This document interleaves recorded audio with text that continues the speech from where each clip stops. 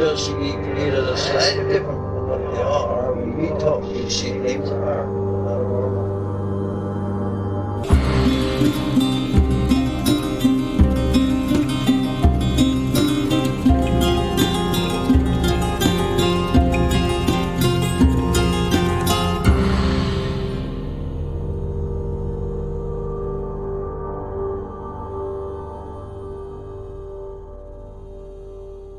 Tim, are you wearing your Springheels in case you have to bolt from this place?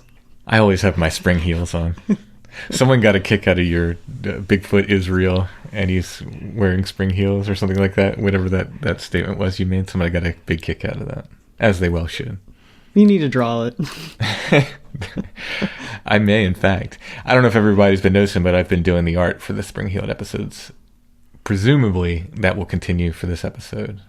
So if fairies wear boots and Spring-heeled jacks wear spring heels, there is a precedent for cryptids and footwear. Indeed. In big feet. Indeed, there is. There actually is. In fact, one of the few fairy artifacts that exist is a shoe. Oh, yes, I think I've heard about that. It's a tiny little shoe it's like not made of anything that like a human, like it's made in such a way that it has like tiny little stitching that presumably would mouse made. Very difficult for a human to do. Welcome to Strange Familiars. I'm your host, Timothy Renner, along with my co-host, Allison. How are you doing? I'm fine. If you've seen something strange, something paranormal, a cryptid like Bigfoot, a ghost, a UFO, or if you know of a story you think we should cover, you can email us, strangefamiliarspodcast@gmail.com. So as I hinted last time, my new book with Joshua Cutchin, Where the Footprints End, is available. And it was indeed available. I think I had hinted last time, I think it'll be available. It was available by the time last episode came out, but it is absolutely available now. It's on Amazon.com. You can also order it from your local bookstore. I will have copies very soon if you want signed copies. Unfortunately, to get a copy signed by me and Josh, you're going to have to do some kind of mail order kung fu and buy a copy from me, have it signed, send it to him with some postage. Then he'll personally drive it back up here, and then we'll send it out. One at a time. Oh, my goodness. Yeah, it's going to be a little difficult, especially with all the paranormal conventions, conferences being canceled and stuff. Otherwise, you would have seen them at the same time. Yeah. But you can get signed copies from me. I'll have them shortly, hopefully later this week. I'm super excited about this book. It debuted at number 1 in its category on Amazon, which is Unexplained Mysteries, the first day. It's dropped a bit since then, but hopefully we can get it back up there again. Where the Footprints End, High Strangeness and the Bigfoot Phenomenon, Volume 1, Folklore. This is one of 2 volumes. There's so much weirdness associated with this phenomenon that we did 2 volumes, and they're not thin. No, it's not like a magazine by any stretch. No, this is the thickest book that I've put out yet. I mean, obviously, Josh did a lot of the writing in it. So just to run down what's in it, we have an introduction in which I go over the Fayette County, Pennsylvania 1973 incident. If you're not familiar with it, it is bonkers. It's the best example of weirdness in Bigfoot, like single example that we could find. That's where is Fayette County? It's out west in western PA. Oh, it's in Pennsylvania. Mm-hmm. Oh, okay. Yeah. I sourced through multiple sources the most complete version of the story I could, which I don't think I've read, a complete source. I've read it piecemeal. Some books had some of the information, some books had other information. So the book starts out with that because, like I said, that's the single best example of one of these bonkers cases. It's got a UFO along with 2 Bigfoot. It's got Bigfoot being shot, and they do not react to being shot by a high-powered rifle. It's got baby crying and bad smells and all this other weird stuff, including a Man in Black-like incident that follows with the witness afterwards. It's a very, very strange account. And you illustrated it as well? I saw someone on Instagram asked if you would have original illustrations in this. I did a frontispiece, full page, and then I did mastheads throughout, so masthead illustrations, and then a spot illustration at the end, a tiny spot illustration at the end of every chapter. So it's not as fully illustrated as Don't Look Behind You, my last book, because it's a joint project. It just felt like we should rely more on the text for this one. But I do have illustrations in there. The frontispiece is pretty cool, I have to say. And the cover is one of the best Bigfoot drawings I've ever done, I think. I'm very, very proud of the cover. Chapter 1, you guys have heard me talk about Delta, Pennsylvania. Maybe you've seen my presentation I do in the area called A Circle of Strangeness. And I think I read the original version of this chapter as a patron episode one time. I just read it, the version that came in Wood Knocks Volume 3. But I've expanded this a good bit for this book. So it's the company they keep. It has to do with Delta, Pennsylvania and all the weirdness around there. Second chapter is Wildnisgeist. It's Josh's essay on how the Bigfoot phenomenon is very much like poltergeist phenomenon. Then he does a chapter on fairies, then a chapter on aliens, as both of these are as regards to Bigfoot. I wrote a chapter on gifting, which includes some of the information we did on the Belsnickel episode way back last Christmas, but a lot of other pertinent information as regards Bigfoot as well. Josh did chapters on witches and ghosts, and I finish up the book with a chapter on women and white spirits and their relationship to Bigfoot. So it's over 300 pages. I feel like we're doing something different with this in cryptozoology. I don't feel like this has been done in cryptozoology before. Volume 1 looks at, there's a lot of folklore incidents. There's a lot of Bigfoot. There's, we talk about the folklore and then we talk about Bigfoot sightings that correspond with this folkloric stuff. Volume 2, we're roughly calling evidence. There's folklore in Volume 2, there's evidence in Volume 1, but basically we've broken it up. So Volume 1 primarily talks about folklore and how these different folkloric entities all over the world sort of act like Bigfoot and how Bigfoot corresponds to these things. And then Volume 2, we have a lot of the things like disappearing trackways and tree breaks and Bigfoot signs and disappearing evidence and things like that are all in Volume 2. But I hope everybody will like it. It's been a labor of love. It's been something that Josh and I have just poured our hearts into, and it's got me excited about Bigfoot again. Did it really ever wane? You just switch focus. I was saying that this was going to be my mic drop for Bigfoot, these two books, and now I don't think it is. Because as I've been rereading it and, we go through the different proofs and the different editions and make corrections and so forth. So I end up rereading the book several times before we're putting it out. And as I've been rereading it, it's gotten me excited again about the topic. So I'm no longer saying that this will be my mic drop on Bigfoot. I will be doing something a little bit different, I think, as well, maybe related to Where the Footprints End. So we'll see. But definitely Where the Footprints End, Volume 1 is out now. You can find it on Amazon. You can look up my name. You can look up Where the Footprints End. You can look up Josh Cutchin. You'll find it under all those things. If you want to get copies from me directly, email, or I will have them in the Etsy shop as soon as they come in. You can get signed copies there.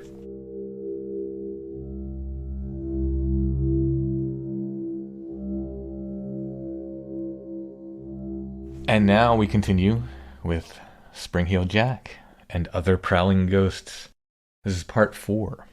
Is it really part 4 already? This is part 4. This guy gets around. He does. He really does. It's almost like it's more than one person. One would think. Spanning, what, over 60 years? And Oh, it's a century, I think. Oh, is it a century? Yeah, because we by the time we get from... it technically starts in the late 1700s. Not Springheel Jack, but these other prowling ghosts. And then we end right around 1900, I believe. We're going to pick up in 1882. If you haven't listened to the other 3 episodes, you might want to go back and check them out, because basically we're going chronologically through the sightings that I could find, through the different articles and so forth that popped up in the British papers of the sightings of these various prowling ghost entities. Prowling ghosts roughly defined as ghosts that were not associated with one particular cemetery or one particular haunted house. They would move around and scare people, and many of them seem to be people in costumes, but there's also some other weird stuff associated with them. So it's worth checking out, I think, episodes 1 through 3 if you hadn't yet, or you can start with this one if you'd like.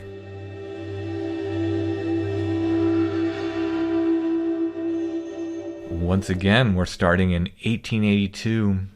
Springheel Jack again appeared in the summer of 1882. This is from the Lancaster Gazette, and I'm saying Lancaster like we say it here. Lancaster Gazette, August 23rd, 1882. Springheel Jack at Deptford. A few evenings since, under one of the arches of the Southeastern Railway, near its junction with the Greenwich Line, a most lonely spot in Woodpecker Lane, leading from New Cross to Rotherhithe, a person who observed enveloped in a sheet which passed over a lighted lamp on his head, in imitation of the celebrated Springheels Jack, who was such a terror for children in the suburbs of the metropolis many years ago. Upon being approached, however, by some men, he prudently disappeared, his evident intention being to frighten women and children. So how is he described again? Well, there's a lot of explanation of precisely the spot that he was. He was enveloped in a sheet which passed over a lighted lamp on his head. So he had a lamp on his head and put the sheet over that. Seems like a fire hazard. That's what I'm thinking. Like oil lamps at the time. That's a fire waiting to happen. When you potentially asphyxiate yourself. Possibly. I don't know. Very strange. He just wants to frighten women and children. He can't be deterred. The sightings are more spaced out now. They're becoming kind of fast and furious. Before and this one sort of alludes to that. Remember how much fun it was years ago when Springheel Jack would just scare the...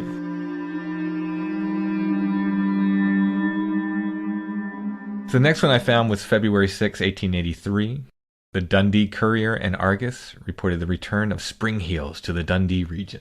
If you remember, Springheels, he was the Scottish equivalent of Springheel Jack. They were calling him Springheels. Oh, was there some reason they didn't want to use the word Jack? Probably didn't want to use the same one. They didn't want to copy off the Brits. Yeah. A ghost at large in Dundee, alleged serious results. 2 or 3 weeks ago, we drew attention to the remarkable doings of an individual who sustained the role of a ghost and deported himself in the neighborhood of the Blackness Quarry. And now we have a chronicle of a series of similar escapades perpetrated over a large area in the northern and eastern parts of the town, and from which some cases, it is alleged, very serious results have ensued. The publicity given in our column to the matter was the means of drawing to the vicinity of the Blackness Quarry large crowds of young men, boys, and girls nightly for about a week, all eager to see his ghost ship, for whom, judging from their demeanor, they intended a warm greeting. But the ghost evidently did not desire company of this description, for he made no manifestation of himself, and the ghost-seekers had each evening to return home without obtaining a glimpse of the pretending unearthly visitant. Within the past week or 10 days, however, a series of startling reports have come from the opposite end of town, from which it would appear the ghost had changed his quarters. The district in which he is now holding his revels extends from Cleppington to the Ferry Road, and a large number of reports are given as to his actings in this large area. Judging from these, it seems that he chiefly affects the early morning for his manifestations, although his midnight visits are also pretty numerous. Among other reports, it is stated that a Broughty Ferry butcher, while proceeding along the ferry road one dark night last week, was startled by the sudden appearance of a figure clad in white against the wall of the opposite side of the road. Recovering his self-possession, the butcher crossed the road in the direction of the seeming spectre, which, however, disappeared as suddenly as it had disclosed itself, appearing to the astonished butcher to go through the stoned wall. Another occasion, it is said, his ghost ship suddenly appeared to a scavenger who was employed emptying an ash pit in the northern part of the town, by placing his hand heavily on the man's shoulder. The scavenger, however, being of good metal, promptly adopted a bellicose attitude, which so alarmed the ghost that, deeming discretion the better part of valor, he beat a hasty retreat. He was twice seen by one gentleman in North Wellington Street last week, on one occasion between 1 and 2 o'clock in the morning. On Thursday night he appeared in Raglan, Kenbeck, and Craigle Streets, and he has been observed taking a constitutional in a field to the north of the Arbroath Road on the farm of West Craigie. It is also stated that he has visited Lokes, where a young fellow who, on recovering from his surprise, determined to know whether apparitions were acquainted with mundane matters, asked him the time of day. But the ghost, having given a bovine roar as a reply, dashed off at the top of his speed. The most serious of the reports have, however, yet to be mentioned.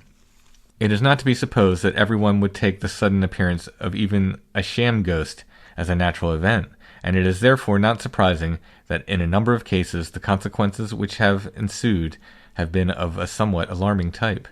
The ghost has frequently shown himself in the Merrifield district to servants and to several young boys and girls, most of whom had suffered severely by the shock to their nervous systems. And a young lady who was walking out the Arbroath Road in company with her sweetheart was thrown into such a state of nervous excitement on the ghost making his appearance from behind a tree that she had to be assisted home. A girl is reported to have been assaulted and had some of her clothes destroyed by the ghost in Crescent Street. And a young lad employed in one of the works in the east end of town was so frightened by seeing the ghost on coming out of a close after awakening some persons one morning last week that he has been confined to bed ever since through a series of fits. The ghost may be described as being rather tall and is generally dressed in a long dark cloak, although occasionally he suddenly assumes a luminous appearance, supposed to be due to the inside of the cloak being lined with cloth dipped in phosphorus and exposed to view.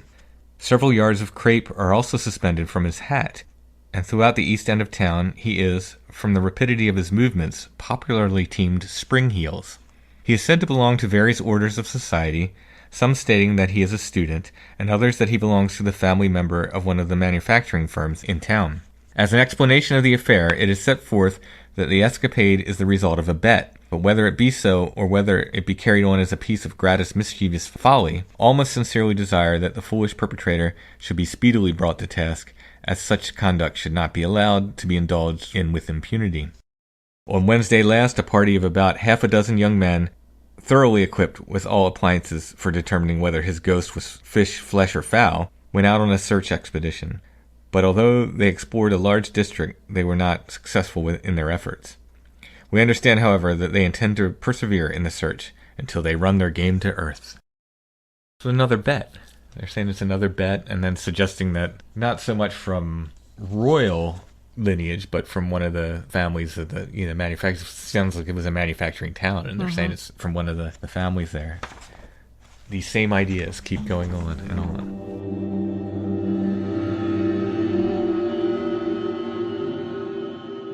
We'll be back to our Springheel Jack stories in a moment.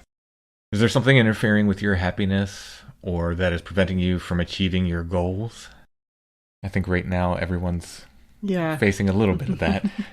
And sometimes we need help talking this stuff out. Just getting caught in the sort of feedback loop of the other scared people in your own house might not be the best answer. I think something more objective might be a better idea.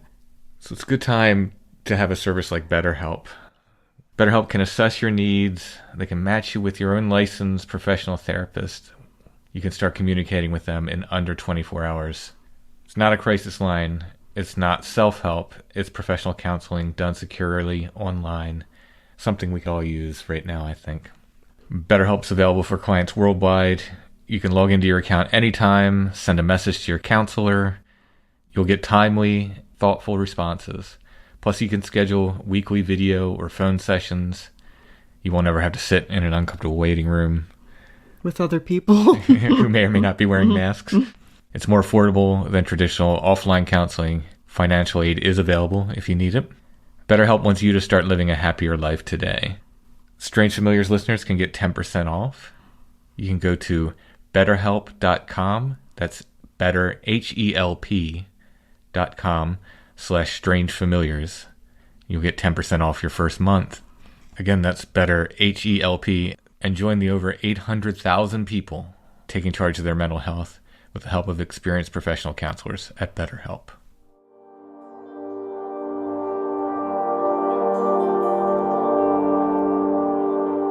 So almost a year later, in January of 1884, Springheel Jack appears in Darlington.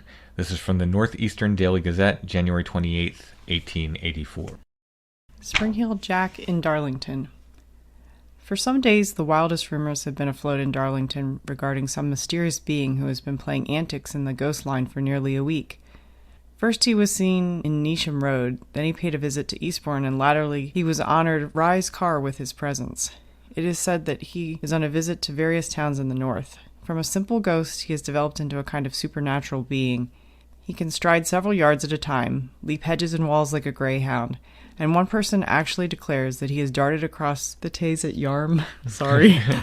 At any rate, whatever he may be, the result is that in Darlington, women and children scarcely dare to move out at night. Owing to the nervous condition of several timid females in Darlington, our representative there has been led to make some inquiries concerning the ghost, and as a result, we can assure all those who are in trepidation on the subject that the wild rumors now afloat have more existence in the imaginations of persons than in real life. The most difficult thing our representative had to do was to find any person who has really seen the ghost. After about an hour's inquiry, he at last found the man he sought. This was Thomas Nellis, a workman at the bridge yard in Neesham Road. Nellis informed him that on going down to Neesham Road, he distinctly saw a man in white standing near Mr. Tree's gate. On Nellis saluting him, he received no answer, and Nellis at once walked up and the ghost took to his heels. He thinks the white part of the performance is either produced by a light or a white sheet. At any rate, the moment Nellis approached, the white disappeared, and he distinctly saw in the dusk a man about 6 feet high. He chased him down by foot, but the ghost was very fleet of foot, and by the time he reached the bottom, Nellis was 40 yards behind. Nellis is of the opinion that the man is assisted in running by some mechanical apparatus fixed to his boots, enabling him to take strides of immense length. One thing he's certain of, that is so that it is to be hoped that this announcement will dispel the fears of those persons who are in terror of a visit from the Eastbourne apparition. The ghost is not yet in the Darlington police cells, as currently reported, although it is expected he soon will be.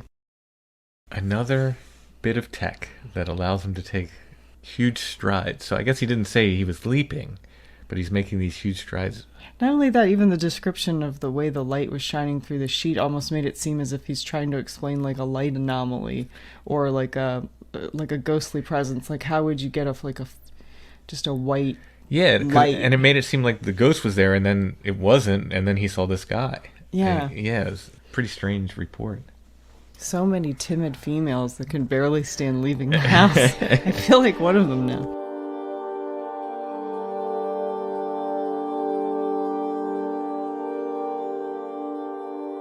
So in January of 1885, a year after that, papers start reporting a Springheel Jack of a different nature.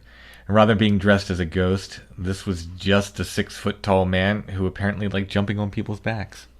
Ooh. That was his thing. This further shows the term of Springheel Jack moving away from describing only ghosts or only people costumed as ghosts, and there's being applied to these other kind of miscreants, especially people who are assaulting other people in like odd ways, like jumping out and scaring out, something for whom the act is more about something other than just a robbery or an assault. So later in 1885, there's another ghost who starts making its appearance around Derby, and a note in here that talks about New Zealand. Yeah, that is a neighborhood in Derby. Okay, that is not the country of New Zealand. All right. This is from the Derby Mercury, September 2nd, 1885. A Derby Ghost, by one who didn't see it. For the past few days, or rather nights, the neighborhood of New Zealand, Derby, has been greatly moved by the appearance of a ghost, and as there is a dearth of political speeches and other interesting news just now, I hasten with great pleasure to record the fact for the benefit of your readers. I have not been to interview his ghostship myself, because the time for his appearances is too near the witching hour of the night when graveyards yawn, etc., and being a person of great regularity of habit, I invariably retire to rest shortly before that hour, and all the ghosts in the world wouldn't induce me to break my rule. But like Lord Dundreary and his brother Sam, I have seen other people who have seen the ghost, and have diligently investigated the results of their observations, and I have come to the conclusion that at last I have found a case deserving the most persevering consideration of the Society for the Prosecution of Psychical Research, and the police. The place most frequented by my friend, if he will allow me to call him such in these days of bad trade and no news, in the vicinity of Stepping Lane, which, as everybody doubtless knows, is a narrow path leading from the Exeter Road to a new colony of houses which has been built up in the vicinity of the railway servants' orphanage. It is a most favorable spot for a ghost, one side being a tall wood fence bounding the orphanage property, and the other a hedge, backed by tall umbrageous fruit trees, which make a sort of roof over the footway, and keep out the light in such a way that one has only to walk up there in the dark and think of ghosts to enjoy that particular sensation known as the creeps. At the end of the lane are several very funny big stones, which to the vivid imagination savour of the ruins of the Dungeon Keep, or of a moated grange, or something of that sort, whereas we are taught by Christmas magazines, ghosts are always certain to be found. So much for the locus in quo, except that it should be here said that there is a very convenient field which runs down from the stones I have mentioned to Slack Lane and the Great Northern Railway. And now for the manifestations. I cannot ascertain exactly when the apparition first appeared, but I find I suppose this ghost is of the masculine gender from the way he jumps, has appeared to several people, some of whom are quite convinced of his spiritual existence and antecedents. An elderly lady, a laundress by profession, assured me that she was sure it was a blessed ghost. It was tall, about 6 feet high, she said, and she saw it as plain as I could see anything, right at the end of the passage in Fowler Street. It was covered all in white, and a sort of light, just as when you rub a lucifer match on your hand in the dark, so to speak, lit up its features. It was a very pale face, but although there were no whiskers on it, my informant was sure it was a man's. The figure seemed to be standing up, she said, just a little bit off the ground, and the hands were clasped as if the ghost was saying its prayers. It had a hat on, she added, but there was a sort of big gash on the forehead, and she was sure something dreadful had happened. As soon as she saw the ghost, she durst go any further for fear, and when she looked again, the blessed thing was gone.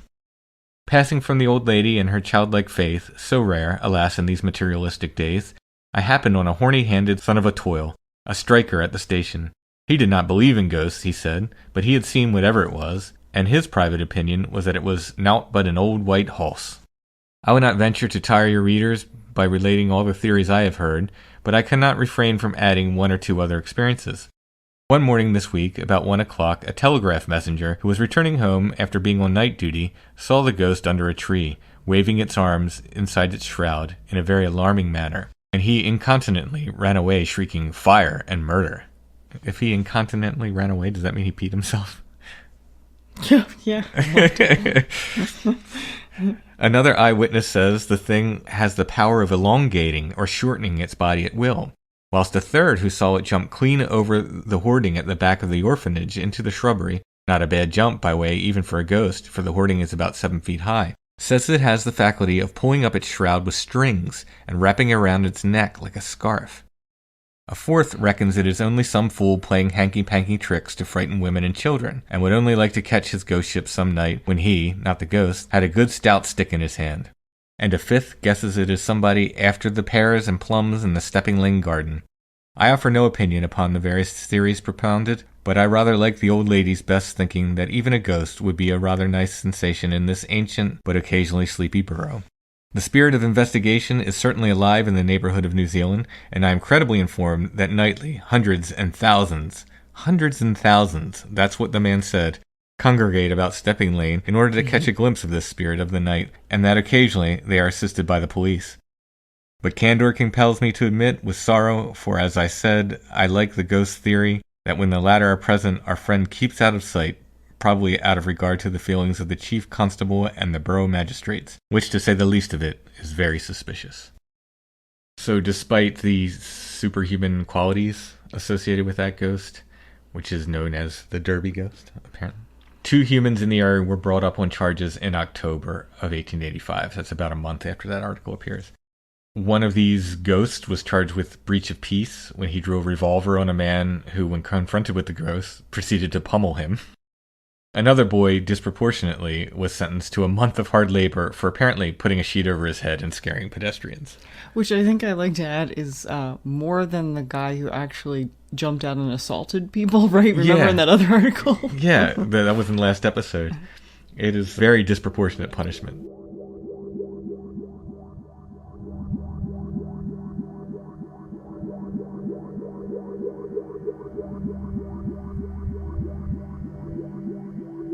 In 1886, Springheel Jack appears in Wales.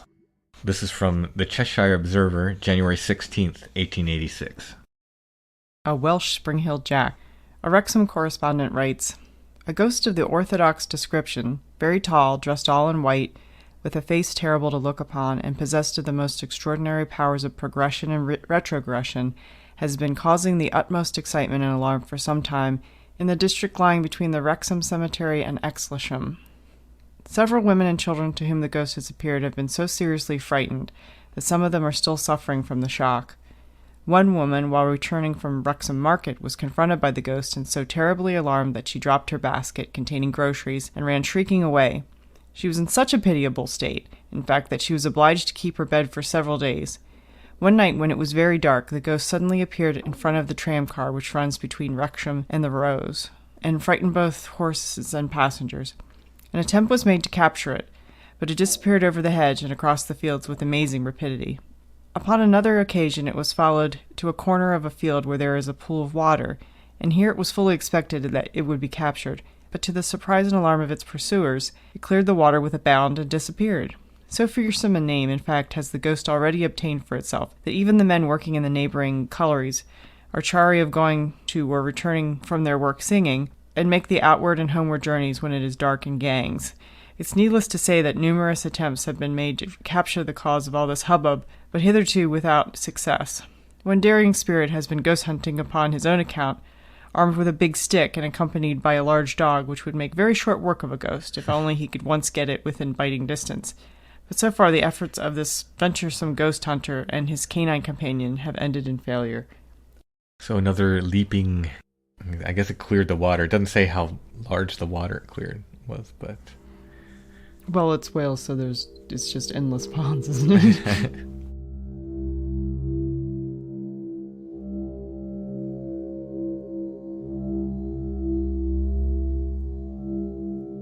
So we're up to 1888, which is an important date, which we will get to soon. On January 23rd, 1888, the Courier and Argus reported Springheel Jack's return to London. Springheel Jack again. The neighbourhood of Kensal Green, Queen's Park, and Kilburn Lane has lately been frequented by a nocturnal visitor attired in a peculiar garb. This modern Springheel Jack is described as being habited in what are commonly known as black skin tights.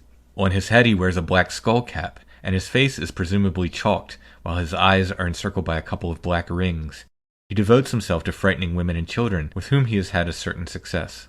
Men he evidently abhors, at least he carefully avoids them. Vigilance committees have been formed to watch for him, and he may yet make his appearance in the police court. So that's a particularly interesting outfit. Yeah, he's like the Crimson Ghost or something. So is that area close to any other notable areas? Like, where is that part of London? Is it that last? Yeah, that was the Springheel Jack's return to London. Do you think it could be anybody of note just sort of testing their mettle? I don't know. That seems a little innocent. The black tights and yeah, and it the almost makeup. seems very dramatic. Like Yes. it's more about the drama than it is like if you wanted to just kind of skulk around and hurt somebody, you wouldn't be so theatrical. I tend to agree. I think I know what you're getting at, and I don't feel like that's in that person's wheelhouse.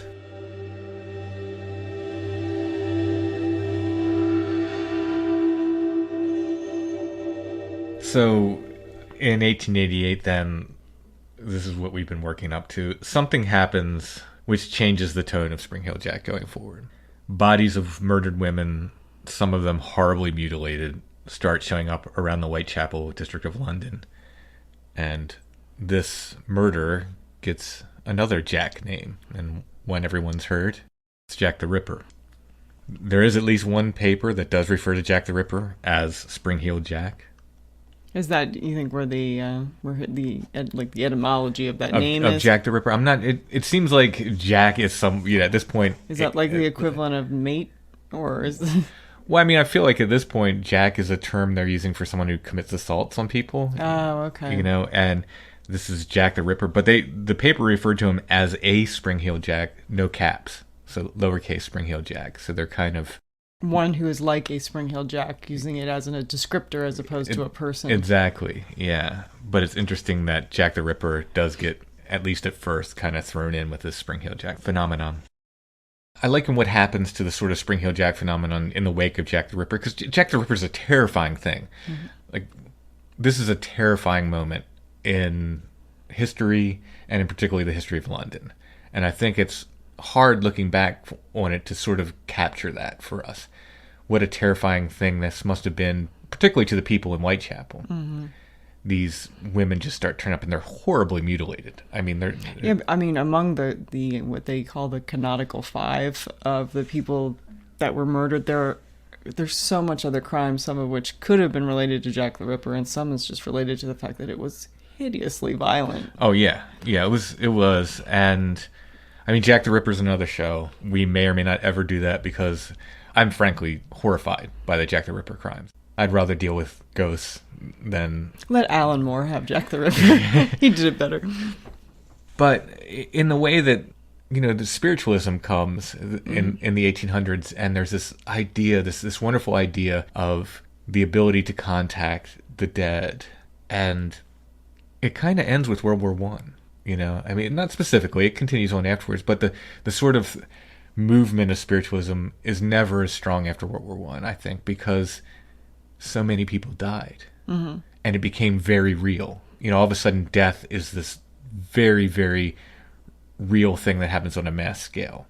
Or is it the fact that, I mean, like, death has always been something that people have dealt with probably much more than we deal with it today, but is it that science has sort of failed them because we've built some things that will ultimately be our own destruction? As far as like the war machine in general. Yeah. And, well, I mean, I'm sure all of that. It's like, it's a literal loss of humanity. Like, we're just become, you know, this is a time when war changes to this really nasty, like, I mean, there was still, I don't want to say like rules to war. Yeah. But you know, once you get like mustard gas, that's a whole nother level. Oh yeah, yeah. I mean, tanks change everything. Mustard gas changes everything. You know, chemical warfare, trench warfare changes everything. It's a brutal thing. It's just a sort of, you know, it's not a hard and fast rule that spiritualism ends with World War One, but I just see that as kind of like the thing that sort of drains a lot of the sort of mystique and so forth out of spiritualism. With this great mass of dead people. Again, death just becomes this very real thing. That and probably the Spanish flu coming at the same time. People are confronted with a lot of death very quickly.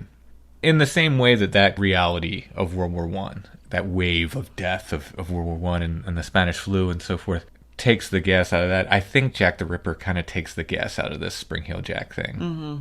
There's no longer this idea of like an underlying frivolity and good nature, just wanting to scare people. And yeah, it becomes very real because of this. And I mean, there are some prowling ghosts that appear afterwards, but this is the sort of beginning of the end, I think, of the phenomenon.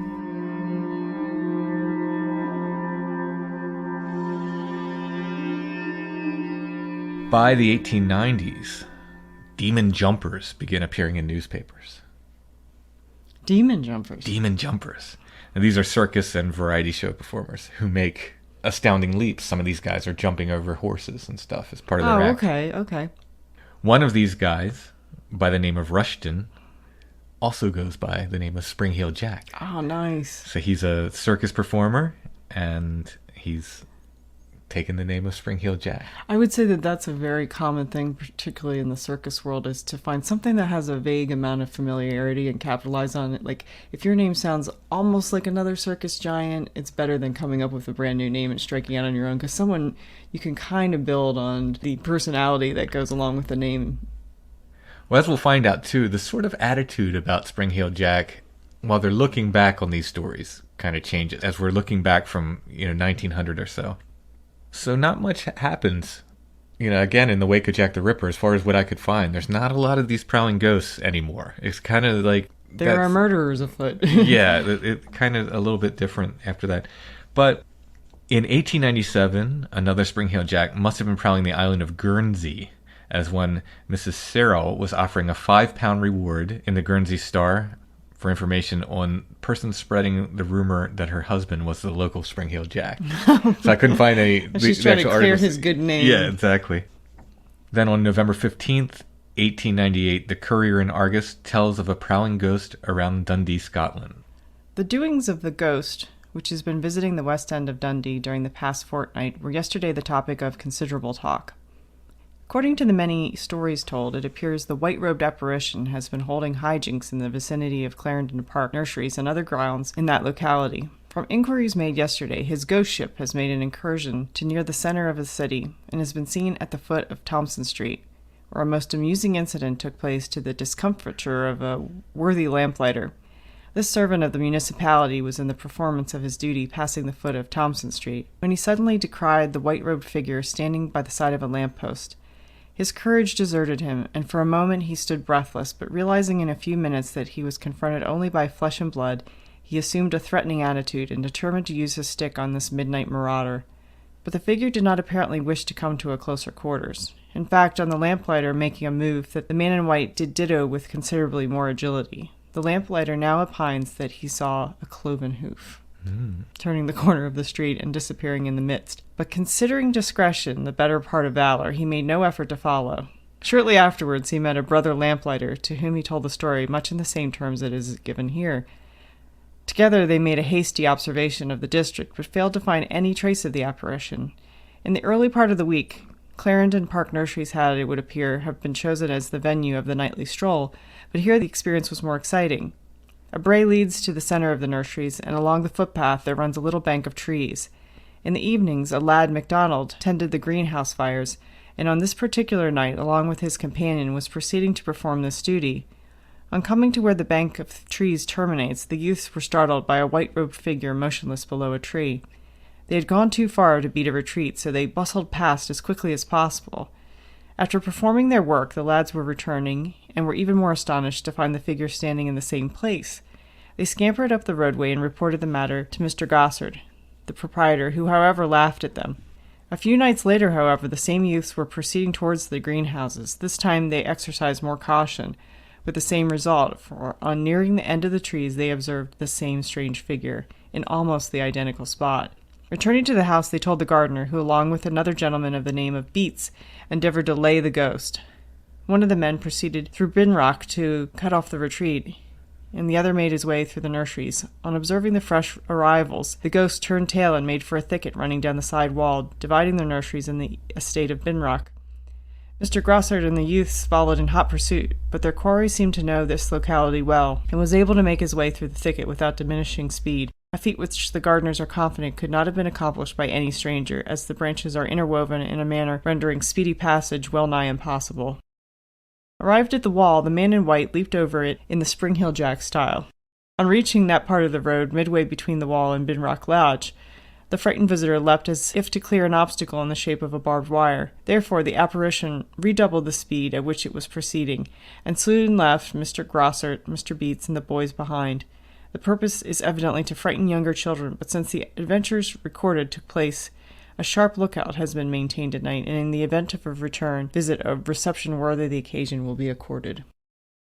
There's a slight change in tone to the articles, I think, now, as regards the ghost. People seem a little less scared of men in strange costumes, I think. Yeah, and there's kind of this nod to it's got to be somebody in the neighborhood, somebody who knows this area too well. Yeah, exactly. Another Springheel Jack appeared in Neath, Wales. The newspaper article appeared the same day as that previous article. So, November 15th, 1898. Reports have this Springheel Jack tearing open a servant girl's dress and bruising her face, chasing other girls. He knocked another woman to the ground, where he told her after she screamed, "If you don't stop, I'll gag you, but if you're quiet, I'll let you go." So this seems to be one of those cases of a man bent on sexual assault just being called Springheel Jack, except for the note that this Springheel Jack would also frighten women by tapping on kitchen windows, making unearthly cries, and leaping over garden walls. That's a quote from the Western Mail, Cardiff, November 15th, 1898. So, even though it appears to be just a natural guy in a costume, again, he's making these huge leaps and stuff, so it's a little bit of strangeness put in there.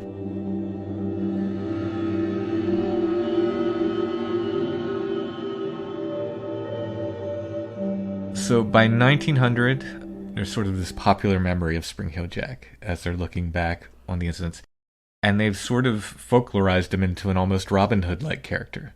Remember, I don't know if it's episode 1 or 2, you said these are almost like early superheroes. Yeah, because they have cloaks for no apparent reason. That was very prescient of you, because a lot of the illustrations of the time in these sort of penny dreadful stories of Springheel Jack that came out, he was very much clad in this sort of late 1800s version of a superhero outfit. You know, he had a sort of a shirt with bones on it, you know, like a skeleton, bones on his shirt, and a cape, and he's jumping and, you know, doing these very superhero-like things on the covers of these. I guess they would be called penny dreadfuls. So this is an article from Lloyd's Weekly, February 25th, 1900.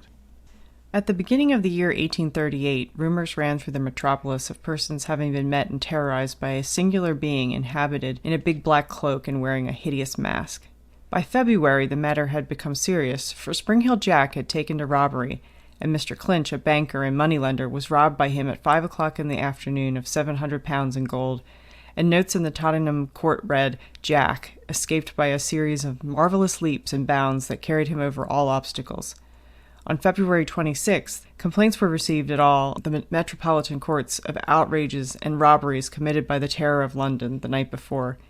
It was noted, however, that only wealthy persons were robbed, and that in many instances Jack had performed generous actions. In Hyde Park, a poor woman was crying when the cloaked figure suddenly appeared before her and asked for the cause of the trouble. Greatly frightened, she stammered out that her husband was ill, her children were starving, and that certain relief that she had been after was refused her. The next moment she felt herself seized and turned overhead, and her outer skirt drawn up round her face. Her screams attracted several persons to her aid, and it was then that they found that not only had she suffered no injury, but that 14 guineas had been placed in her dress pocket. Springheel Jack continues his pranks for many months, amongst other feats recorded of him being that he leaped over the mail coach as it was coming down the Highgate Road. He was never caught, nor was it ever known who he really was, though popular opinion has it that he was a certain marquis notorious for practical jokes. So this is 1900, and it's completely changed. Gone are the cut hair and the torn dresses and the iron claws that were disfiguring women. Mm-hmm. And he's just this Robin Hood figure. He only robbed the rich, and he was giving to the poor. And we have this totally different idea of Springheel Jack. This is like the rose-colored glasses version of... So it's very, very interesting how it literally became like an urban legend. He became a superhero, essentially. Like you were absolutely right when you said that this is like a superhero. He absolutely did, at least in some folklore and some popular thought. It's very interesting. None of those stories, by the way, were ones we read. Yeah, I like that. It's almost as if they made them up. And also, I'm surprised the phrase, "will flip my skirt over and give me 14 guineas," did not catch on. The Marquis in that article, by the way, was a real guy. He was the Marquis of Waterford. And he was accused of several Springheel Jack-like pranks, and some people thought he was Springheel Jack at the time. However, he died in 1859 after falling off a horse. He got married. I think he moved from London to maybe Ireland or something. I forget. But he wasn't around for the whole of the 1800s. It couldn't have been him. That accounts for many of the Springheel Jack. Yeah, exactly. He died of a very non-Springheel Jack death of falling off a horse. They ate like a bad mushroom. So Springheel Jack is going from, prowling ghost to human monster, back to prowling ghost, and eventually to sort of a Robin Hood figure. In the same way that it's usually the victors that write history. I think it's sometimes the newspaper men who are looking for a good copy are the ones who write down the new history. Yeah, do you think there was a sort of turn-of-the-century optimism that went into that, sort of recharacterizing him? Oh, instead of focusing on Jack the Ripper? Yeah. Yeah, I don't know. I do feel like Jack the Ripper really changed the tone of the stories, though. And there's a lot less after Jack the Ripper, and the tone has changed. It's either get this guy arrested, get him out of here, he's no good, or it's just like, look at this goofy guy with a sheet over his head. The tone really changes after Jack the Ripper, as it would. Mm-hmm. I mean, from something sort of theatrical and non-threatening, just scary, to something fundamentally frightening. Yeah, well, certainly Jack the Ripper was. Some people brought up some other interesting things. This is going to be the end of our Springheel Jack series for now. Did you see one last week? I did not. I have no Springheel Jack experiences. However, some people brought up some very interesting things, some listeners. Some people have said that certain people have noted Springheel Jack after the appearances in the UK starts making appearances in New York and Boston and other places in the United States. Oh, this idea that he just hopped a ship, and that's why he's not in this area anymore. Hopped a ship. Yeah. I didn't even think of that. And he's just resurfaced in America. Possibly. So we have some digging to do. We'll see if we can find those stories. Other people have pointed out the similarity of things like a few years ago, I think in the early 2000s, there was something in India they were calling the Monkey Man, who was jumping on people and scratching them. Sounds very much like Springheel Jack. It sounds like someone who has rabies. Jeez. So there are other avenues to pursue as regards this topic, and we will dig in. But for now, this is going to be the end of our Springheel Jack coverage for now. Except for you're going to continue wearing the blue velvet cape. I'm wearing the cape and the spring heels. That's my new look. I think spring heels are in. Yes. For 2020. Yep. Get yours today.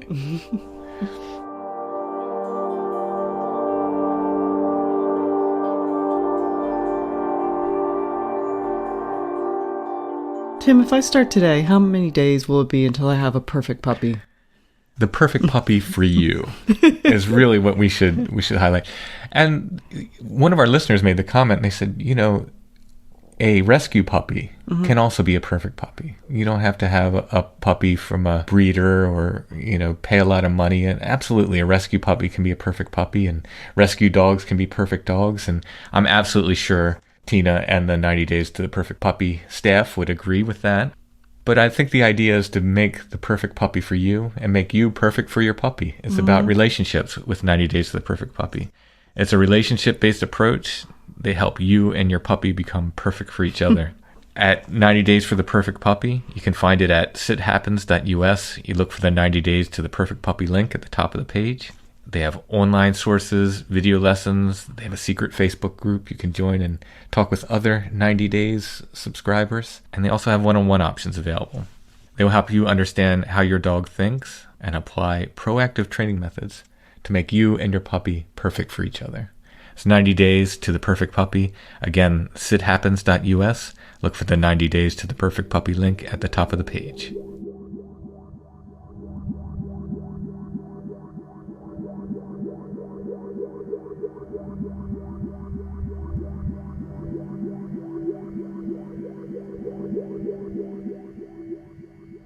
So, photo of the week. It's a tintype. I don't think we've offered a tintype as a photo of the week, which is sort of ridiculous. They're your favorites, right? Yeah, yeah. Explain to everybody what a tintype is. Well, tintypes are actually made on a sheet of iron. It's like rolled iron, so it's this it's thin really iron. thin. That's why they're sometimes called ferrotypes. They start, roughly late 1850s, but start to gather a lot of speed around the time of the American Civil War. And then they continue to be popular even as souvenirs into the 1900s. So they applied photochemicals to the iron sheet. Is that how they made it?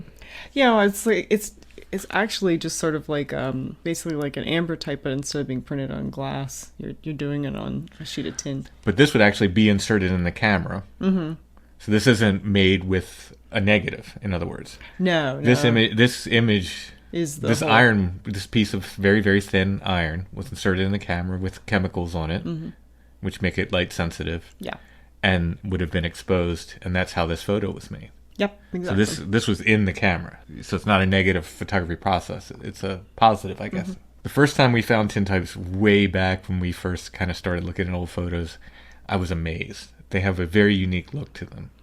I think of all the photos, they look the least like contemporary photos in a way. Mm-hmm.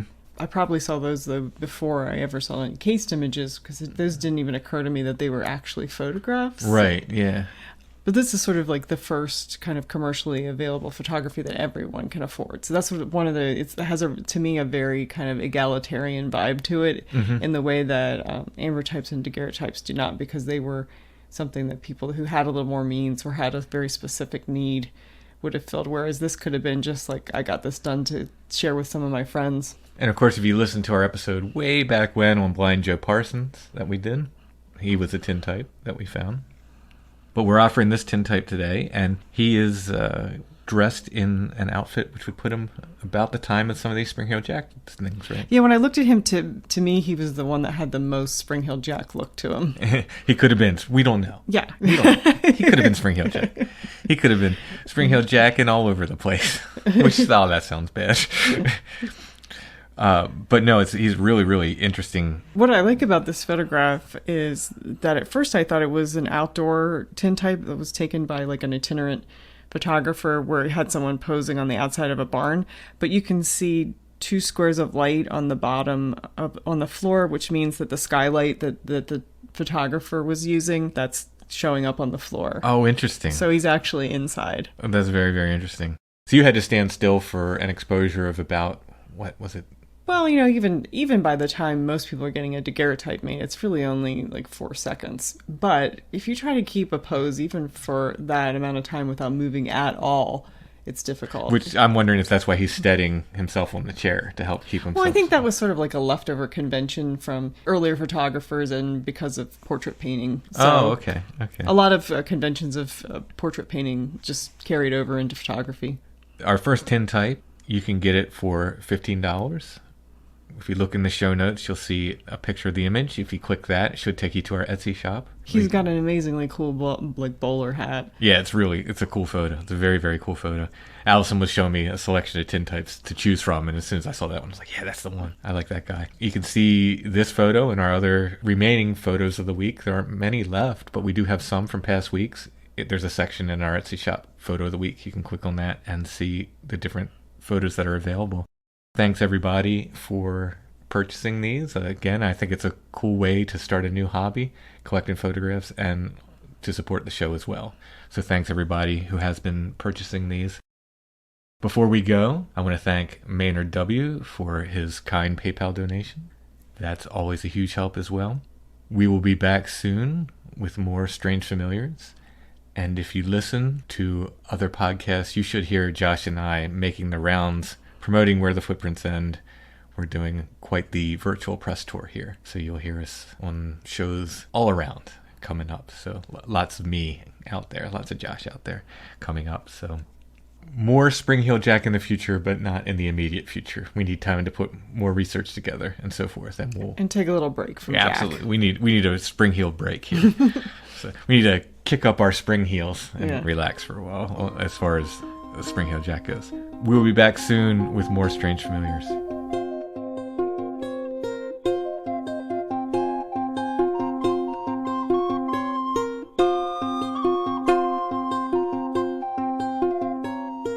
Strange Familiars could not happen without our patrons. I want to thank our patrons so much. If you like what we do and you want to help us continue making Strange Familiars, you can become a patron. You can check it out at Patreon, patreon.com/strangefamiliars, where you can see all the levels of support we have there. You can get things like t-shirts and stickers, copies of my books and music and so forth. You can check it all out at patreon.com/strangefamiliars. But all of our patrons, no matter what level they're at, they get full extra episodes of Strange Familiars. We do at least one every month. Often we do more than one, but we guarantee that one full extra episode of Strange Familiars. And once again, we could not do Strange Familiars without our patrons, so thank you very much, patrons. If you don't like the idea of a monthly subscription like Patreon, and you still want to help, go to strangefamiliars.com. Look in the show notes under any episode. You'll see a paypal.me link where you can make a one-time donation. Everyone can help by sharing the show on social media, by liking and subscribing wherever you're listening, whether it's Apple Podcasts or Stitcher, or even YouTube. Like and subscribe, and by leaving us those nice 5-star reviews, which helps get the show in front of new potential listeners.